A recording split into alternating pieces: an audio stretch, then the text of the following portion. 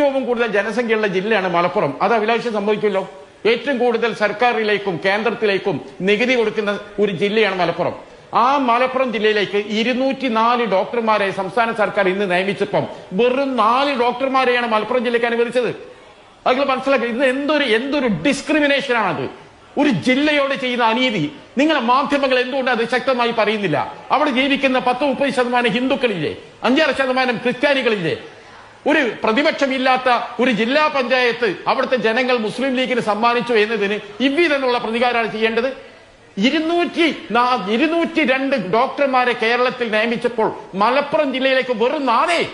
ഇതെന്തൊരു കണക്കാണിത്? എന്തൊരു അനീതിയാണിത്? ഇതിനെന്തുകൊണ്ട് മാധ്യമ ലോകം ഇതിനെതിരെ ശബ്ദിക്കുന്നില്ല? ഇതല്ലേ ഗൗരവമുള്ള വിഷയം? അതിഗൗരവപരമായി കണ്ട വിഷയമല്ലത്. ഈ ജില്ലക്കാരിഞ്ഞ് എന്ത് ചെയ്യണം? ഒരു ജില്ലയിൽ ജനിച്ചു പോയി എന്ന കാരണത്താൽ ഇമാതിരി ഗതികേട്, ഇമാതിരി അവസ്ഥ, ആ ജനത്തിന്റെ ആരോഗ്യ പ്രശ്നമല്ലത്? ശരി ശരി അല്ലേ? ഏറ്റവും വലിയ ആരോഗ്യ പ്രശ്നമല്ല ഡോക്ടർമാരുടെ കാര്യത്തില്? എന്താ ശബ്ദിക്കാത്തത്? നിങ്ങളെ മാധ്യമ ലോകം തീപ്പന്തമാകണം ഈ വിഷയത്തില്.